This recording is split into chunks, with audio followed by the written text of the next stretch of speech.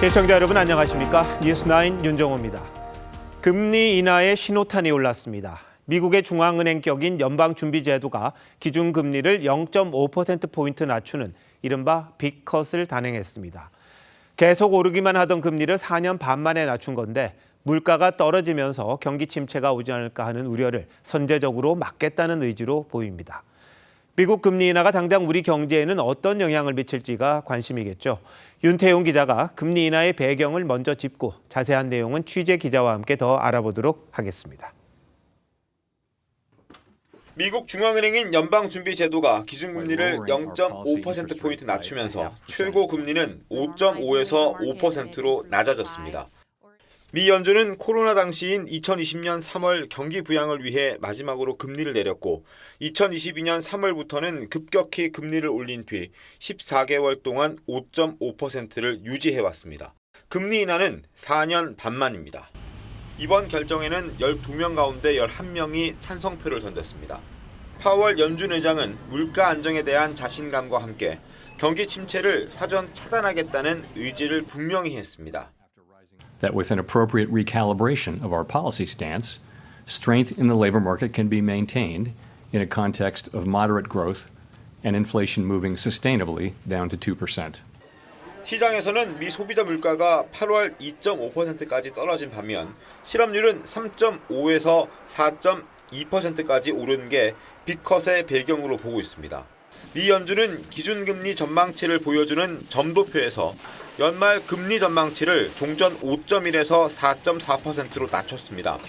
0.5%포인트 추가 인하 가능성을 시사한 겁니다. 빅컷 소식에 해리스 미 민주당 대선 후보는 환영할 소식이라고 반겼지만 트럼프 공화당 후보는 불편한 기색을 감추지 않았습니다. I guess it shows the economy is very bad to cut it by that much, assuming they're not just playing politics. 다만 통화 정책 전환을 서두르지 않겠다는 파월 의장의 발언이 전해지면서 한미 증시는 관망세를 보였습니다. TV조선 윤태윤입니다. 미국 연준이 기준금리를 낮추면서 다음 달 한국은행도 금리를 낮출지 기대가 큽니다. 하지만 우리 경제 상황은 섣불리 미국을 따라갈 만큼 간단하지만은 않은데요. 미국 금리 인하가 우리 경제에 미치는 영향을 경제부 송무빈 기자와 짚어보도록 하겠습니다. 자, 송 기자, 미 연준이 단숨에 금리를 2단계나 낮췄죠. 이른바 빅컷을 했는데 우리도 인하에 대한 기대감이 커지는 겁니까? 네, 연준의 이번 결정은 금리 인하로는 4년 6개월 만이고 통화정책을 긴축에서 완화로 방향을 튼 걸로 보면 2년 6개월 만입니다. 그동안 고금리와의 장기전에 지친 개인이나 자영업자들은 반가워할 만한 소식인데요. 들어보시죠. 지금 한 8억 정도 되고요. 한 300 가까이 됩니다. 미국 내린 것과 같이 빨리 좀 내려줬으면은. 일단은 손님이 없어요. 나가는 거는 고정적으로 다들 집집마다 많으니까 그러니까 아무래도 나부터도 안 쓰게 되죠. 네, 뭐 금리를 좀 낮춰달라 이런 이야기 같은데 한국은행이 이젠 고삐를 좀 풀 수도 있는 건가요? 네, 다음 달 한국은행의 기준금리 인하 가능성이 높아진 건 맞습니다. 한국은행은 외국인 자본 이탈과 환율 불안을 막기 위해서 미국과 금리 인상 보폭을 숨가쁘게 맞춰왔는데요. 연준의 빅컷으로 한미 금리 차가 역대 최대치인 2%포인트에서 1.5%포인트로 좁혀지면서 운신의 폭이 넓어졌다는 게 금융권 분석입니다. 한은도 시장 점검 회의를 열고 환율 안정에 긍정적이고 국내 물가와 금융 안정에 집중할 수 있는 여력이 커졌다면서 반겼습니다. 네, 우리 소비자 물가도 한 2%대로 내려왔잖아요. 그럼 한국은행의 기준금리 인하 기정사실화해도 되겠다 이런 생각이 드네요. 네, 말씀하신 대로 물가 측면에서는 이미 지난 4월부터 2%대로 내려와서 여건이 마련된 건 맞습니다. 내수 부진 탓에 2분기 경제 성장률이 마이너스 0.2%로 역성장한 것도 금리 인하에 힘을 싣고 있습니다. 하지만 부동산발 가계부채가 문제입니다. 서울을 중심으로 수도권 집값이 뛰고 대출 받아서 집을 사는 사람이 늘면서 쉽사리 금리를 낮출 수 없게 된 겁니다. 가계부채는 8월에 정점을 찍고 9월 들어 다소 누그러지는 분위기지만 안심할 수 없는 상황이고 서울 집값 상승세도 여전합니다. 시장에서는 한은이 금리를 내리더라도 미국과 같은 빅컷은 쉽지 않을 걸로 내다보고 있습니다. 오늘 아침 7시에 열린 금융당국 고위 관계자 회의에서도 가계부채에 대한 우려가 그대로 드러났는데요. 최상목 경제부총리의 말 들어보겠습니다. 주택시장이 과열되거나 가계부채가 빠르게 증가할 경우 추가적 관리 수단을 적기에 과감하게 시행하겠습니다. 네, 다음 달 11일이죠. 아마 한국은행이 금리를 낮출지 결정을 해야 되는데 결국 가계대출을 얼마나 잡을 수 있느냐가 관건이 되겠군요. 자, 송 기자, 잘 들었습니다. 네, 정치권 소식입니다. 추석 민심을 받들겠다는 여야가 연휴가 끝나자마자 대치 국면으로 치달았습니다. 거대 야당은 김건희 여사 해병대원 특검법과 지역화폐법을 본회의에서 강행 처리했습니다. 국민의힘은 지독한 특검 중독이라며 표결을 보이콧했습니다. 앞으로 정기국회가 석 달 이상 계속될 텐데 이런 식이면 할 수 있는 게 뭘지 걱정하는 목소리가 큽니다. 먼저 최원희 기자가 오늘 국회 상황 정리했습니다. 본회의장 앞에 모인 국민의힘 의원들이 민주당을 규탄하는 손팻말을 들고 구호를 외칩니다. 이성이는 특검 중독, 분별 없는 혈사랑비, 민주당은 중단하라! 여당은 야당이 주도하는 특검은 국정회방 법안이라고 비판했지만 야당은 국정농단에 빗대며 여당의 협조를 촉구했습니다. 10번 찍어 넘어가지 않는 너무 없다고 10번 찍으실 겁니까? 일사 부재의 원칙은 어디로 갔습니까? 엄청난 범죄를 그렇게 국회에서 가리는 것이 부끄럽지 않습니까? 우리는 국민의힘을 규탄합니다. 결국 여당이 불참한 가운데 표결이 진행됐고 야당은 김건희 여사 특검법, 해병대원 특검법, 지역화폐법을 차례로 통과시켰습니다. 가결되었음을 선포합니다.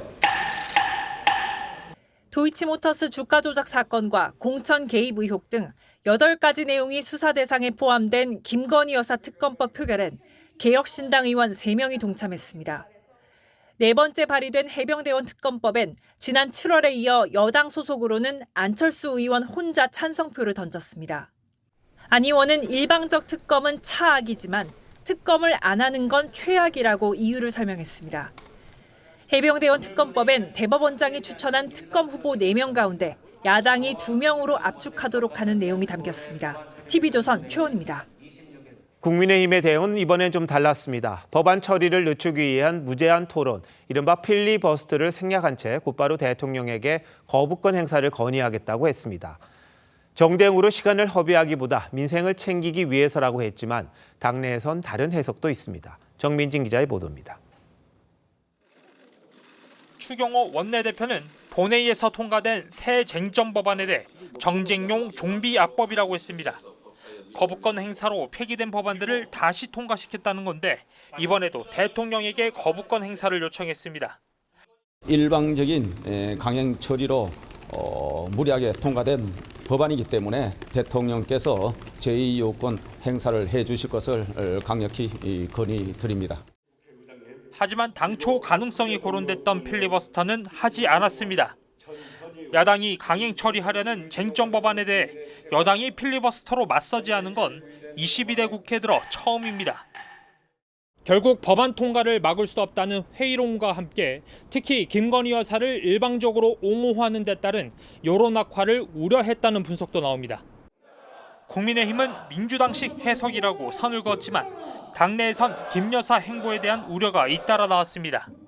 우리 당원들도 만나면 여사 좀 제발 다니시지 말라 그래라고까지 막 얘기를 하더라고요.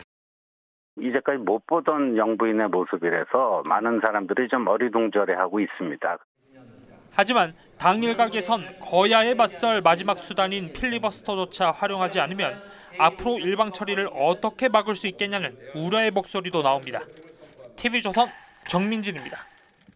이런 가운데 한 온라인 매체가 김건희 여사가 2022년 6월 재보궐선거 공천에 개입했다는 의혹을 또 제기했습니다. 야권은 마치 기다렸다는 듯이 사실이라면 범죄라고 공세 수위를 끌어올렸는데 의혹 당사자로 지목된 인사는 사실 무근이라고 합니다. 해당 기사를 쓴 기자들을 고소하기도 했습니다. 김아림 기자입니다. 이달 초 김건희 여사의 총선 공천 개입 의혹을 보도했던 온라인 매체는 윤석열 대통령과 김 여사가 2022년 재보궐선거 당시 김영선 전 의원의 공천 과정에도 개입한 의혹이 있다고 추가 보도했습니다. 김 전 의원이 김 여사의 공천 개입 의혹을 폭로하는 조건으로 개혁신당과 비례대표 공천을 논의했다는 내용도 담겼습니다. 의혹을 뒷받침할 직접적 근거는 제시하지 않았습니다. 민주당은 사실이면 범죄라며 파상 공세를 폈고 사실이라면 명백한 범죄입니다. 철저한 수사를 통해 명확하게 진실을 밝혀내야 합니다. 조국 혁신당 조국 대표는 탄핵의 스모킹건이 될 수 있다고도 했습니다. 하지만 당사자들은 관련 의혹을 모두 부인했습니다. 재보궐선거 공관위원장이었던 윤상현 의원은 소설 같은 이야기라고 일축했습니다. 보도의 근거가 된 김 전 의원의 측근 명태균 씨 전화 녹취 역시 허장성세를 교묘하게 짜깁게 한 것이라고 했습니다. 김 전 의원과 비례대표 논의를 했다는 내용에 대해 개혁신당 이준석 의원도 그럴 이유가 없다고 했습니다. 처음에는 뭐 1번을 달라고 그랬다가 나중에 3번 달라 일체 반응을 보이지 않으니까 김영선 의원이 우리 집을 또 많이 찾아왔던 것 같아요. 녹취 당사자인 명태균 씨는 내용을 왜곡해 음모론적으로 기사를 썼다며 해당 기사를 쓴 기자들을 경찰에 고소했습니다. TV조선 김하림입니다. 의료 사태 해결도 정치권이 해내야 할 과제죠. 의대 증원에 반발해 사직한 전공의 3분의 1이 다른 의료기관에 신규 취업했다고 대통령실이 밝혔습니다. 자신들이 원래 있던 곳은 아니지만 의료계에 복귀는 했다는 건데 의미 있는 수치로 보는 시각도 있습니다. 한동훈 국민의힘 대표는 조계사를 찾았습니다. 이 자리에서 의료계와 기본적으로 생각이 같다며 여야 의정 협의체 참여를 거듭 촉구했습니다. 이태희 기자가 보도합니다. 추석 연휴 기간 의료 상황에 대해 브리핑에 나선 대통령실 장상윤 사회수석은 의료대란은 없었다고 자평했습니다. 그러면서 사직 전공의 약 8,900명 중 33%가 이미 다른 의료기관에 취업해 의사로 활동 중이라고 설명했습니다. 교육, 보상체계 등 환경이 변하면 나머지 전공의들의 복귀도 빨라질 수 있다고도 했습니다. 희망이 아주 없지는 않습니다. 전체 레지던트 기준으로 40%가 의료 현장으로 이미 돌아와 있는 것입니다. 하지만 대한의사협회는 수련을 포기하고 일반으로 일할 수밖에 없게 만들고선 사과는커녕 궤변을 내놨다고 비판했습니다. 앞서 국민의힘 한동훈 대표는 국회에서 이면택 의협회장과 비공개로 만났습니다. 1시간가량 여야의정협의체 등 현안에 대해 논의한 것으로 알려졌습니다. 한 대표는 또 조계사 총무원장 진우스님을 찾은 자리에서도 조속한 협의체 출범 필요성을 강조했습니다.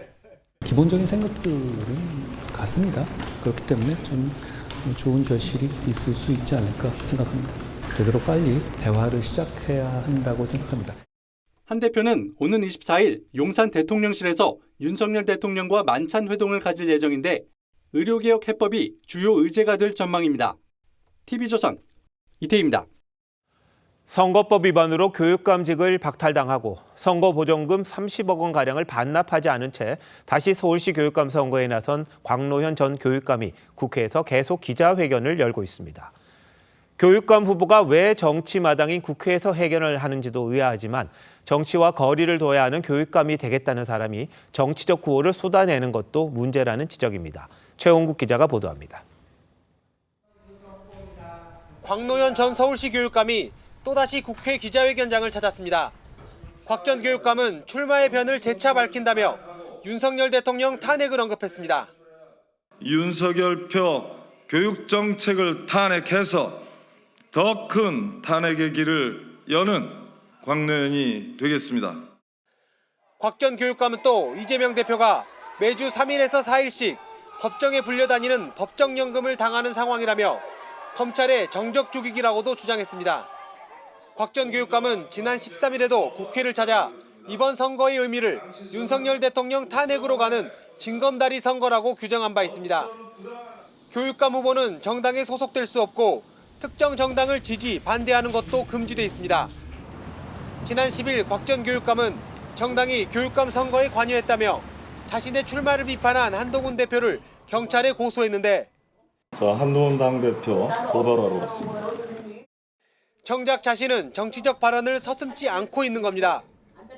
국민의힘은 자신이 교육감 선거에 정치 문제를 끌어오는 자가당착에 빠졌다며 교육감으로서 자질이 의심된다고 비판했습니다. 교육감 선거가 교육정책 경쟁보다 정치 이념 대결로 변질되고 있다는 지적이 나옵니다. TV조선 최원국입니다.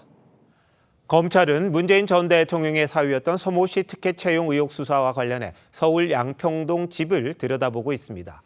다혜 씨가 집을 사고 나서 등기하는 과정, 그리고 공유 숙박업을 하면서 얻은 수익 관리를 청와대 직원이 해줬다는 정황을 포착했습니다. 권영석 기자의 단독 보도입니다.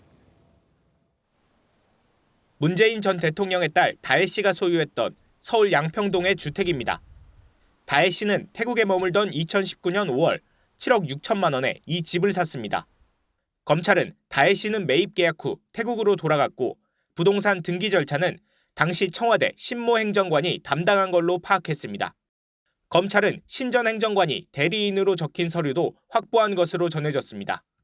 검찰은 양평동 집을 공유 숙박업소로 운영하면서 얻은 수익을 양모 전 청와대 행정요원이 다혜 씨에게 3차례 송금한 사실도 파악했습니다. 양 씨는 김정숙 여사 단골 디자이너의 딸로 청와대 특혜 채용 의혹을 받은 바 있습니다.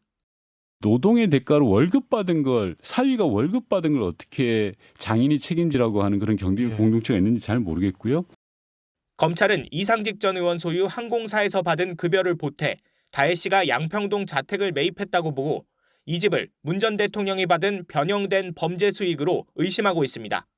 문 전 대통령 측은 TV조선의 반론 요청에 답하지 않았습니다. 검찰은 당시 자금 출처와 거래 내역을 확인하기 위해 조만간 다혜 씨를 소환할 방침입니다. TV조선 권영석입니다. 오늘 취임식을 가진 심우정 검찰총장은 민주당이 밀어붙인 이른바 검수완박이 사법정의를 제대로 실현하지 못하고 있다고 비판했습니다. 민생검찰도 강조했는데 정작 국민의 시선은 김건희 여사 명품 수수, 문재인 전 대통령 일가 수사 등 정치적 파장이 큰 사건에 쏠려 심 총장이 넘어야 할 산이 높아 보입니다. 이재준 기자의 보도입니다. 심우정 신임 검찰총장은 검수완박 비판으로 취임사를 시작했습니다. 기형적으로 변한 형사사법제도로 인해 사건 처리는 지연되고 국민 불편은 갈수록 커지고 있습니다. 민주당이 검찰 수사권을 축소한 게 국민 피해로 돌아갔다는 겁니다. 아직 남아있는 검찰 수사 역량은 부패, 경제범죄에 집중하겠다고 다짐했습니다. 직접 수사 역량을 국가의 근간을 흔드는 중대한 부패범죄, 경제범죄에 집중시키겠습니다. 하지만 심우정 검찰 앞엔 난제가 산적해 있습니다. 오는 24일 최재형 목사가 신청한 검찰 수사심의위원회가 첫 관문입니다. 외부 인사들로 구성된 수심위가 최 목사 기소를 의결할 경우 김건희 여사 처분을 놓고 고민이 깊어질 수밖에 없습니다. 김 여사 도이치모터스 주가 조작 연루 의혹, 문재인 전 대통령 전 사위 특혜 취업 의혹도 정치적 파장이 큰 사건들입니다. 검찰의 중립성과 독립성을 지키겠다는 심 총장이 초반부터 거센 태풍을 만난 형국입니다. TV조선 이재중입니다. 북한이 어제 미사일 도발과 관련해 4.5톤짜리 초대형 탄두를 장착한 신형 탄도미사일 시험 발사에 성공했다고 주장했습니다. 특히 내륙의 목표 지점에 정확하게 떨어지는 사진도 처음 공개했는데 합참은 2달 전과 마찬가지로 북한의 발표가 과장됐을 가능성이 크다고 보고 있습니다. 이채영 기자의 보도입니다. 김정은이 지켜보는 가운데 미사일이 화염을 내뿜으며 치솟더니 야산으로 보이는 목표 지점에 정확히 떨어집니다. 북한은 4.5톤 탄두를 장착한 신형 단거리 탄도미사일 화성포 11다 4.5 시험 발사에 성공했다고 주장했습니다. 지난 7월 고중량 탄두를 탑재한 2발의 미사일 발사가 성공했다고 밝힌 뒤 두 번째입니다. 중동사거리 320km의 목표 명중 정막도와 초대형 탄도 폭발 위력을 확증하는 320km는 발사진 평안남도 개천에서 평택 미군기지까지 거리에 해당합니다. 북한은 탄도미사일을 쏘며 레이더 포착이 어려운 순항미사일도 섞어 쐈는데 한미 정보당국의 오판을 유도하기 위한 기만술로 보입니다. 또 실패했을 때 피해가 클 수 있는 내륙으로 거리를 줄여 쏜 건 정확성을 과시하려는 의도라는 분석이 나옵니다. 다만 합참은 북한 발표가 정확도나 무게 등에서 과장됐을 가능성이 있는 걸로 보고 있습니다. 궤적을 평가하여서 이제 400km라고 하였고 북한은 이제 320여라고 공개를 하였는데 기만 가능성이 있다고 보고 있습니다. 지난 7월에도 북한은 각각 500km와 90km를 날아갔다고 밝혔지만 우리 군은 600km와 120km 비행한 걸로 분석했습니다. TV조선 이채연입니다. 윤석열 대통령이 잠시 뒤 체코의 수도 프라하에 도착합니다. 체코의 신규 원전 우선 협상 대상자로 선정된 후 첫 방문인데 2박 4일 동안 원전 동맹을 구축하고 경제 안보 협력을 강화할 계획입니다. 원전 수주와 관련해 원천 기술을 갖고 있는 미국의 웨스팅하우스사가 반발하는 데 대해 윤 대통령은 원만히 해결될 거라고 자신감을 드러냈습니다. 조성호 기자입니다. 윤석열 대통령이 환송 나온 국민의힘 한동훈 대표를 비롯한 여당 지도부와 악수를 나눕니다. 윤 대통령과 한 대표의 만남은 근 한 달 만입니다. 9년 만에 체코 공식 방문으로 지난 7월 24조 원 규모의 체코 두코바니 원전 우선 협상자로 선정된 데 따른 후속 논의가 핵심 목적입니다. 윤 대통령은 공식 환영식을 시작으로 대통령, 총리와 각각 회담을 갖고 최종 계약까지 원활히 체결될 수 있도록 전방위 원전 외교에 나설 계획입니다. 한 체코 간의 원전 동맹이 구축될 수 있을 것으로 봅니다. 수주 경쟁자였던 웨스팅하우스가 한국형 원전이 자사 기술을 침해했다며 제기한 소송과 관련해 윤 대통령은 출국 전 로이터 인터뷰에서 한미 동맹을 토대로 충분한 공감대가 형성돼 원만히 해결될 것으로 믿는다고 말했습니다. 윤 대통령은 체코를 가치 공유국으로 규정하고 러시아와 북한의 불법 군사협력에 공동 대응 방안을 모색하겠다고 밝혔습니다. TV조선 조성호입니다.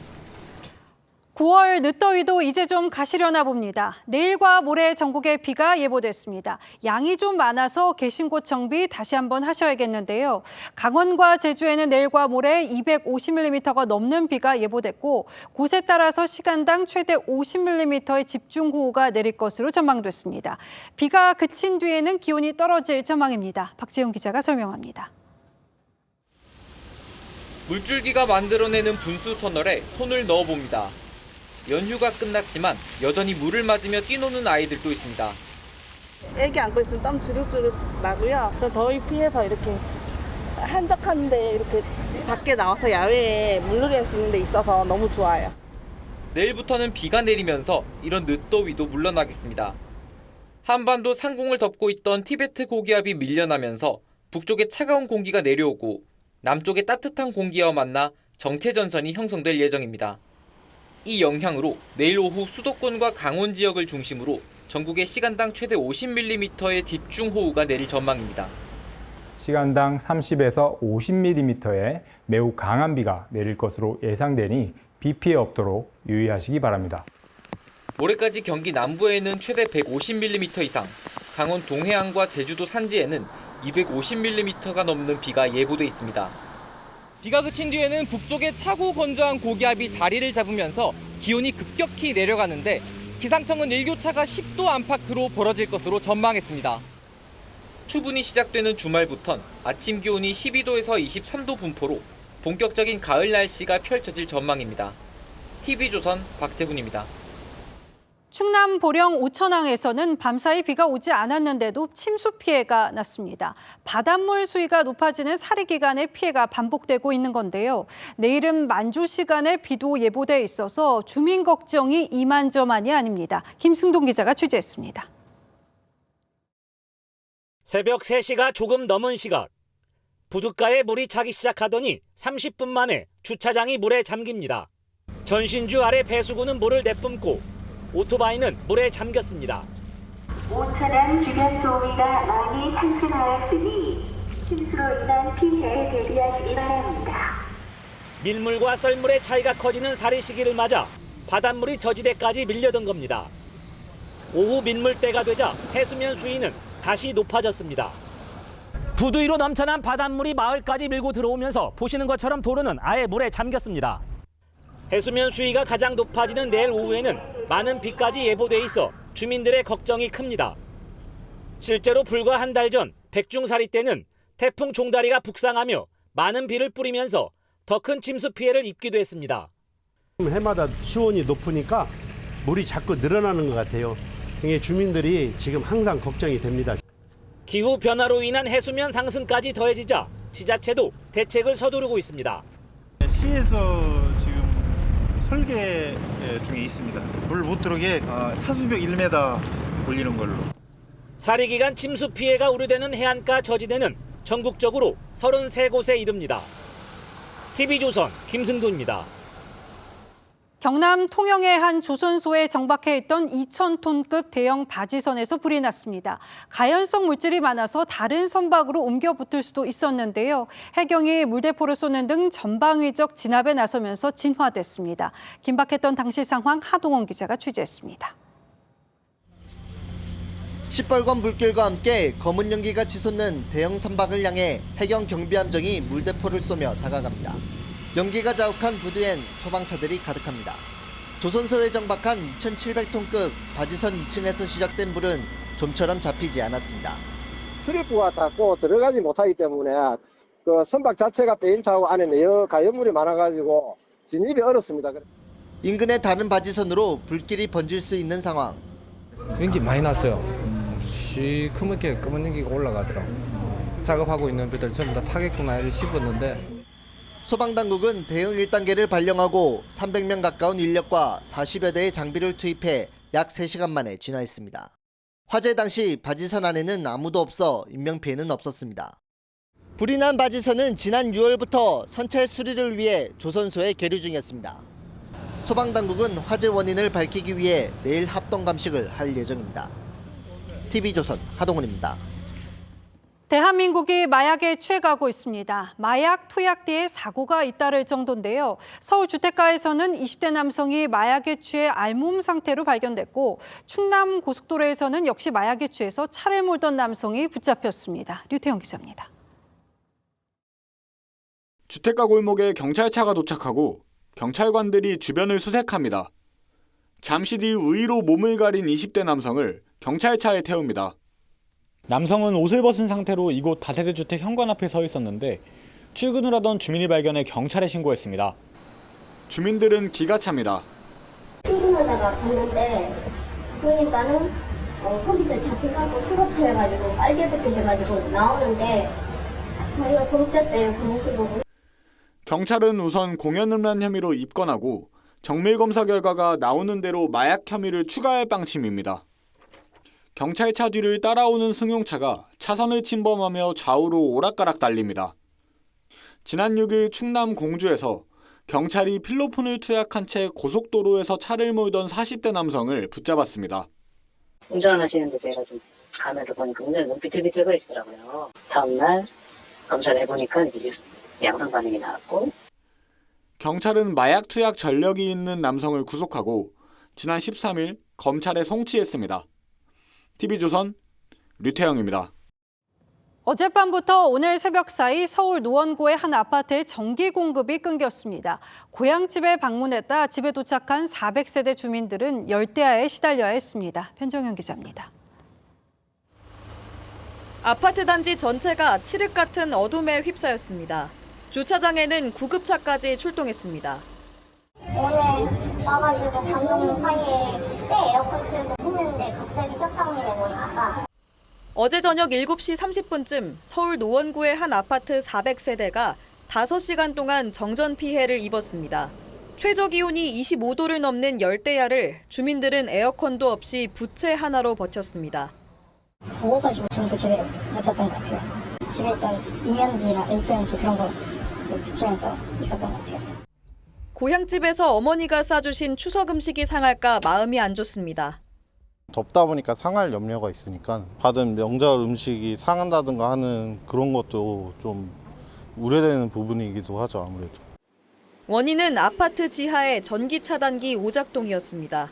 자정이 넘어 임시 부품을 갈아 끼워 전기를 공급했지만 완전 복구에는 12시간 넘게 걸렸습니다. 아파트 관리사무소는 고장난 차단기를 교체하기 위해 오늘 오후에도 1시간 반가량 전기 공급을 끊었습니다. 9월 무더위 속에 고통스런 연휴 마지막 밤이었습니다. TV조선 변정현입니다. 추석날 새벽 한 남성이 주택가에 주차된 승용차 2대를 벽돌로 부수고 달아났습니다. 경찰은 CCTV를 분석해서 범인을 붙잡았는데 술에 취해 그랬다고 시인했습니다. 피해자 제보를 받은 조윤정 기자가 현장으로 가봤습니다. 골목에 주차된 승용차의 사이드미러가 뒤로 꺾여 있고 운전석 창문도 무엇인가에 찍힌 듯 곳곳이 깨져 있습니다. 뒷창문도 깨져 사람 머리가 들어갈 정도로 큰 구멍이 생겼습니다. 차 옆에는 시멘트 벽돌들이 널브러져 있습니다. 피해자는 황당합니다. 심정이 말할 수도 없죠. 뭐 차 하나 잊어버린 것 같고, 그리고 첫째는 뭐 모든 걸 떠나서 뭐 이게 당하고 나니까 진짜 이거 안 당해본 사람 몰라요. 추석날 새벽 4시쯤 서울 방학동 주택가에서 50대 남성이 벽돌로 주차된 차 2대를 잇따라 부수고 사라졌습니다. 피해 차량 천장에는 깨진 유리 파편이 어지럽게 널려 있고 안에는 창문을 부술 때 사용한 벽돌이 그대로 남아 있습니다. 경찰은 CCTV 추적을 통해 사건이 발생한 지 이틀 만인 오늘 오후 남성을 붙잡았습니다. 벽돌을 휘두른 남성은 경찰에서 당시 술에 취해 기억은 없지만 내가 한 일이 맞다고 진술했습니다. 경찰은 남성을 특수재물손괴 혐의로 입건하고 조사 중입니다. TV조선 조윤정입니다. 죄가 없어도 검찰이나 경찰의 조사를 받으러 가는 건 부담스러운 일이죠. 법무부가 사건 사고를 목격한 참고인은 소환하지 않고 스마트폰 화상 조사로 대체하기로 했습니다. 시연 장면을 바탕으로 안혜리 기자가 설명드리겠습니다. 교통사고 조사관이 접속을 요청하자 목격자가 스마트폰 화면에 입장 버튼을 누르고 입장합니다. 서울에서 교통사고를 목격했는데 제가 인천에 살고 있습니다. 그러다 어제 제가 그 다리에 골절상을 입는 바람에 서울에 가기 어려워서 원격으로 사고 상황이 담긴 블랙박스 영상도 화상으로 공유합니다. 진솔인이 목격하신 사고 당시 상황과 동일한가요? 네, 맞습니다. 장소 상관없이 휴대폰 등을 통해 원격 조사 시스템에 접속하면 화면이 조사실로 전송돼 화상 조사를 받을 수 있습니다. 지금까진 참고인도 검찰이나 경찰에 출석해야 했지만 앞으로는 바뀝니다. 몸이 불편하거나 집이 멀 경우 화상조사가 가능해진 겁니다. 화상조사 내용을 음성인식 AI가 인식해 조서 작성을 돕는 기능도 도입됩니다. 주안점을 둔 부분은 국민들의 사건 조회의 편의성, 사용자들의 편의성 부분입니다. 화상조사는 다음 달부터 시범 운영에 들어가고 전자서명의 법적 효력이 생기는 내년 6월부터 전면 시행됩니다. TV조선 안혜리입니다. 미국 반도체의 상징과도 같았던 인텔이 흔들리고 있습니다. AI 열풍 속에 경쟁력을 잃으면서 이 반도체 업계 매출 순위가 사실상 5위까지 밀렸습니다. 저희가 이 소식을 다루는 이유는 인텔의 추락이 K 반도체에도 시사하는 바가 적지 않기 때문입니다. 장윤정 기자입니다. 1971년 4비트 마이크로 프로세서인 인텔 4000사를 출시한 인텔. 386과 486, 펜티엄 등을 연이어 히트시키며 전 세계 PC 시장의 절대 강자로 군림했습니다. 새롭게 펼쳐지는 멀티미디어의 세계. 인텔 펜티엄 프로세서가 탑재된 PC와 함께라면 누구나 즐겁게 배울 수 있습니다. 50년이 지나 AI 반도체 붐이 테크 산업을 지배하고 있지만 인텔의 위상은 이전과 다릅니다. 인텔의 올 3분기 예상 매출은 121억 3,400만 달러. AI 칩 분야를 주도하는 엔비디아는 물론 삼성전자와 SK하이닉스에도 밀리며 4위로 추락했습니다. 파운드리 전문 기업인 TSMC까지 포함하면 사실상 5위입니다. Intel's missing out on AI is one of the reasons why they're in the situation they're in right now. 위기에 빠진 인텔은 직원 15% 감축과 미국의 사업 중단, 파운드리 사업 분사 등 대규모 구조조정안을 내놨지만 너무 늦었다는 평가가 많습니다. 인텔의 추락은 K 반도체에도 시사하는 바가 큽니다. HBM에 대해서 뒤늦게 대응을 하다 보니 따라가는 좀 추세가 됐기 때문에 이제 인텔의 CPU랑 비슷한 상황이 됐고 삼성 입장에서는 인텔의 분사를 벤치마킹할 필요도 있는 거고요. 2분기 실적 발표 이후 주가가 60%나 폭락하며 우량 기업의 상징인 다우존스에서 퇴출당할 위기에 빠진 인텔. 변화에 주춤하면 어떤 미래가 기다리는지 여실히 보여주고 있습니다. TV조선 장윤정입니다. 길을 걷다 보면 곳곳에 전동 킥보드나 전기 자전거가 내팽개치듯 세워져 있는 모습 많이 보셨을 겁니다. 피해가는 것도 불편하고 자칫 잘못하면 걸려 넘어질 수도 있습니다. 그러다 보니 자동차처럼 강제 견인하는 시군이 늘고 있습니다. 고승영 기자의 보도입니다. 전동 킥보드 한 대가 인도에 넘어져 있습니다. 인근에는 전기 자전거도 쓰러져 있습니다. 누군가 사용한 뒤 내팽개치듯 놔두고 간 겁니다. 주차장에 있는 걸 인지를 잘 못하거나 들었더라도 별로 그런 걸 신경을 안 써서. 서울 강남의 한 버스 승강장. 전동 킥보드 여러 대가 세워져 있습니다. 바로 옆에 있는 개인형 이동장치, 주차장 거치대는 곳곳이 비어 있습니다. 제가 자전거 탈 때나 제가 걸어갈 때 못 보고 지나칠 때 위험한 상황이 좀 있을 수 있어서. 무단 방치된 PM에 차량이 충돌하는 사고도 잇따릅니다. 관련 민원이 늘어나자 서울시는 강제 견인하고 이용자에게 4만 원의 견인료를 징수하고 있습니다. 강남구는 킥보드 양이 많고 그다음에 견인할 수 있는 그런 물량들이 많아서 직접 직원들을 채용해서 9월 1일부터 단속을 실시하고 있습니다. 경기 고양시도 지난달부터 무단 방치된 PM을 강제 견인하고 있고 울산시는 내년부터 도입하는 방안을 추진하고 있습니다. 지뢰 같은 무단 방치 PM의 골머리를 앓던 지자체들이 잇따라 강제 견인을 시행하면서 주차 질서가 바로잡힐지 관심입니다. TV조선 고승현입니다. 보신 것처럼 거리 곳곳에 널브러진 전동 킥보드가 도심 미관을 해치는 것을 벗어나 안전을 위협하는 지경에 이르고 있습니다. 비단 한국만의 문제는 아니라고 합니다. 각국의 전동 킥보드 해결책이 뭔지 따져보겠습니다. 김다음 기자, 전동 킥보드 공유업체가 여럿이잖아요. 전체 몇 대나 운행 중이죠? 네, 이 공유 전동 킥보드 서비스는 지난 2018년 150대로 서울에서 처음 시작했습니다. 서울시를 기준으로 현재는 5개 업체가 4만 3천 대를 운영 중입니다. 도심을 누비는 전동 킥보드 수가 늘면서 주정차 관련 민원도 폭증했는데요.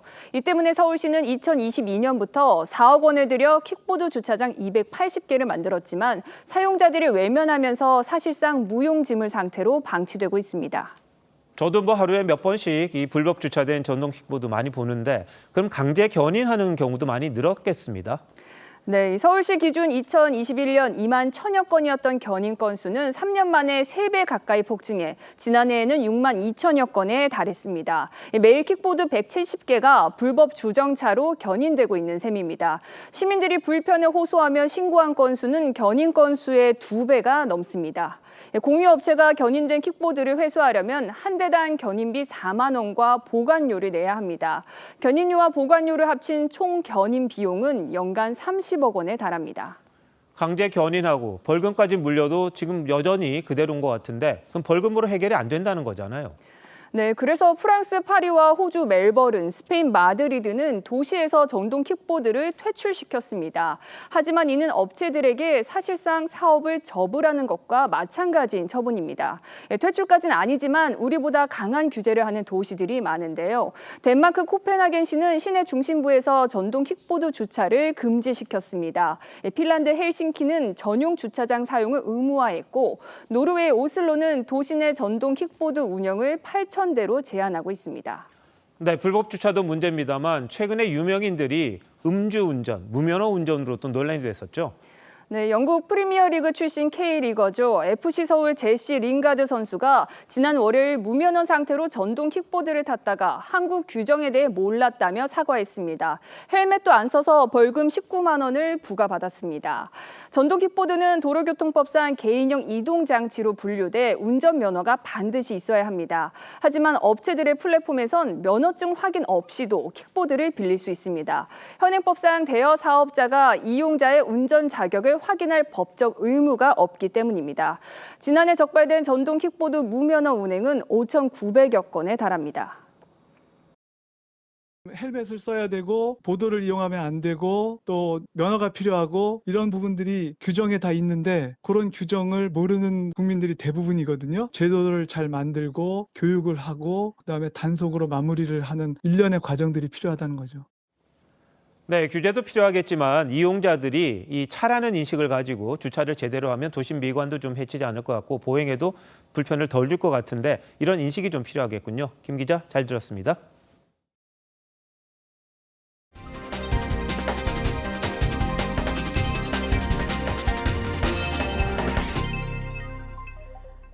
무선 호출기 연쇄 폭발 사고가 난 레바논 소식입니다. 사고 발생 하루 만에 이번에는 무전기 수백 대가 동시다발로 폭발해서 사상자가 속출했습니다. 이 무전기가 삐삐보다 큰 만큼 폭발 위력이 어제보다 더 강했을 것으로 추정됐는데요. 헤즈볼라는 배후로 지목된 이스라엘의 보복을 예고했습니다. 이태영 기자입니다. 커다란 폭발음에 놀란 사람들이 앞다퉈 달립니다. 전날 호출기 연쇄 폭발로 숨진 헤즈볼라 대원의 장례식에서 이번엔 휴대용 무전기가 폭발한 겁니다. An eyewitness saying an exploding walkie-talkie mutilated the hands of the man holding it. The result Wednesday, more dead, more wounded, even more fear. 레바논 정부는 무전기 폭발로 최소 20여 명이 숨지고 450명이 다쳤다고 밝혔습니다. 이틀간 사상자는 3,100명을 넘어섰습니다. 폭발한 무전기는 지난 2월 헤즈볼라가 호출기와 비슷한 시기에 구매한 것으로 알려졌는데 호출기를 위탁 생산한 헝가리 업체가 이스라엘이 수년 전 만들어 운영한 유령 회사라는 외신 보도가 나왔습니다. 헤즈볼라는 거듭 보복을 다짐했습니다. The resistance will continue, the support for Gaza will continue, and the Israelis will regret what they have done. 이스라엘 국방장관은 전쟁이 새로운 단계에 접어들었다고 말해 폭발 개입을 시사한 것이란 외신 분석이 나왔습니다. 이스라엘은 공식 입장 없이 레바논 남부에 있는 헤즈볼라 군사시설에 대한 공습을 감행했습니다. TV조선 이태형입니다. 우크라이나군이 러시아 본토 군용 창고를 드론으로 공격했습니다. 엄청난 폭발로 지진으로 추정되는 진동이 감지될 정도였는데요. 이 창고에는 북한산 미사일도 보관돼 있었던 것으로 알려졌습니다. 변재영 기자가 보도합니다. 폭발 굉음과 함께 시뻘건 화염이 솟아오릅니다. 순식간에 건물이 불길에 휩싸입니다. 러시아 군용 창고들이 밤사이 우크라이나 드론 공격을 받았습니다. 창고 안에 있던 탄약들이 연쇄 폭발하면서 14제곱킬로미터 지역까지 강렬한 열이 발생했습니다. 미 항공우주국 나사는 소규모 지진으로 추정되는 진동까지 감지했습니다. 당시 창고엔 북한산 단거리 탄도미사일도 있었던 것으로 알려졌습니다. І сьогодні вже можна сказати, що вже повністю підготовлений наш план перемоги, всі пункти, всі ключові акценти. 최대 격전지로 꼽히는 도네츠크를 점령한 러시아는 이번 공습으로 가벼운 부상자만 발생했다고 주장하면서 벨로고드와 하르키우 등 우크라이나군 점령지 주변으로 폭격을 이어갔습니다.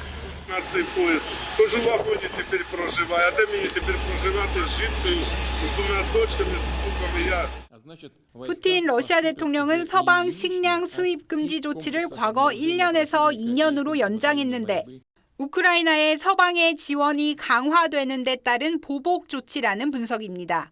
TV조선 변재영입니다. 류승환 감독의 영화 베테랑2가 개봉 일주일 만에 500만 관객 돌파를 눈앞에 두고 있습니다. 직전 화제작이었던 범죄의 도시와 파묘보다 빠른 속도여서 또 다른 천만 영화가 나올지에도 관심이 모아집니다. 박소영 기자입니다. 2015년 개봉 당시 갑질에 대한 통쾌한 복수로 관객을 열광하게 했던 베테랑. 우려 속에 속편이 개봉했지만 속편 징크스를 뚫고 놀라운 속도로 흥행 중입니다. 범죄자를 응징하는 류승환식 액션 수사극에 관객들의 호감이 큰 데다 천만 영화만 3편을 주연한 보증수표 황정민이 중심을 단단히 잡았습니다. 원래 황정민이 제일 좋아요. 마투리가 되게 재밌어요. 그다음에 표정도 좋고 액션이 되게 좋아요. 추석 연휴 때 개봉한 간판 작품 이른바 텐트폴 영화가 베테랑 2뿐이라는 빈집털이 효과도 한몫했습니다. 요즘 영화가 사실상 볼 게 없잖아요. 어떻게 보면. 그래서 이건 좀 이제 좋은 배우들과 좋은 영화 1편이 성공을 해서 2편의 기대를 가지고 왔기 때문에 500, 600만도 넘지 않겠나. 상영 점유율이 67%를 넘어서며 스크린 독점에 대한 비판도 나오는 상황이지만 베테랑2의 흥행에 힘입어 연휴 동안 극장을 찾은 관객은 지난해보다 50% 늘었습니다. 영화계에서는 극장 위기를 돌파하는 작품이 간간히 나오는 건 그래도 긍정적인 신호라는 평가가 나옵니다. TV조선 박소영입니다.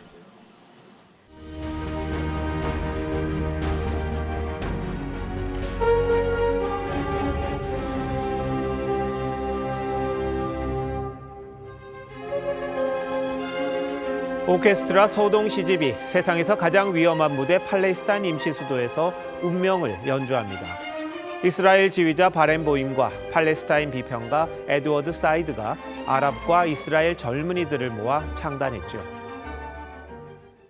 My father and his father were in the same war against each other. Can you believe this? And we are just more than brother and sister right now. 공연을 마친 젊은이들이 눈시울을 붉히며 뜨거운 포옹을 나눕니다. But what can I say? Let's hope for,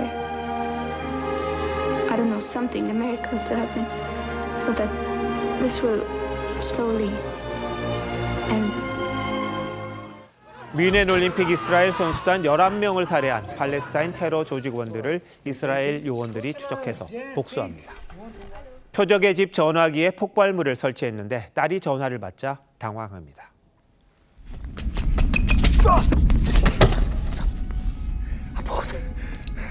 소녀는 목숨을 건졌지만 표적이 혼자 있을 때 전화를 걸어 폭탄을 터뜨립니다. 요원들은 죄책감에 시달립니다. Jews don't do wrong because our enemies do wrong. 이스라엘 정보기관 모사드가 벌였을 삐삐 테러는 피도 눈물도 없습니다. 경악스럽다 못해 무섭습니다. 무선호출기의 심은 폭약은 일상을 순식간에 피범벅 아수라장으로 몰아넣었습니다. 손바닥, 호주머니, 허리춤이 찢겨나리라곤 누가 상상이나 했겠습니까? 사상자 대다수가 무장단체 헤즈볼라의 조직원이라지만 민간인 어린이까지 당했다고 합니다. 컴퓨터 게임 같은 냉혈에 소름이 돋습니다. 가자 사태는 하마스의 잔인한 기습살상, 인질극으로 시작됐습니다. 하지만 이스라엘이 과도한 비대칭 보복을 퍼부으면서 싸늘해진 세계의 시선이 더 급속히 냉각될 것 같습니다. 보복이 원한을 부채질하고 다시 더 큰 보복을 낳는 무한 궤도의 끝은 어딜까요? 미국의 공익 광고입니다. 병사가 총을 겨누는 포스터를 전봇대에 감으면 결국 총구가 그의 뒤통수를 겨눕니다. 지휘자 바렌보임은 이스라엘과 팔레스타인의 국적을 함께 지녔습니다. The destinies of these two people are inextricably linked. We learn to share what there is to share. 야만의 총구부터 거둬야 합니다. 피해 보복을 멈춰야 합니다. 그 힘은 두 민족에게서 나옵니다. 9월 19일 앵커 칼럼 오늘 비정한 삐삐 전쟁이었습니다.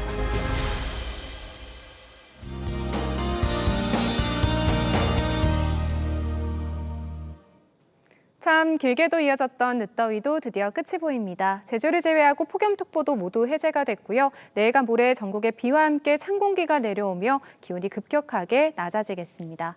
앞으로는 강하고 많은 비에 대한 대비가 필요하겠는데요. 강원 동해안과 산지, 제주 산지에 최고 250mm 이상, 그 밖에 전국 대부분 지역에서도 최대 100mm 이상으로 많은 비가 예상됩니다. 특히 내일 오후부터 모레 오전 사이에는 시간당 30에서 50mm로 강하게 쏟아지겠고 제주도에는 바람도 강하게 불겠습니다. 서울과 여수 등 오늘 밤까지 열대야가 나타나는 곳이 많겠습니다. 내일 한낮에는 대부분 30도 안팎 예상됩니다. 내일 해안가에서는 강한 너울성 파도를 유의하셔야겠습니다. 일요일 저녁에 서쪽 지역부터 차츰 맑아지겠습니다. 날씨였습니다. 9월 19일 목요일 뉴스나인 마칩니다. 시청해주신 여러분 고맙습니다.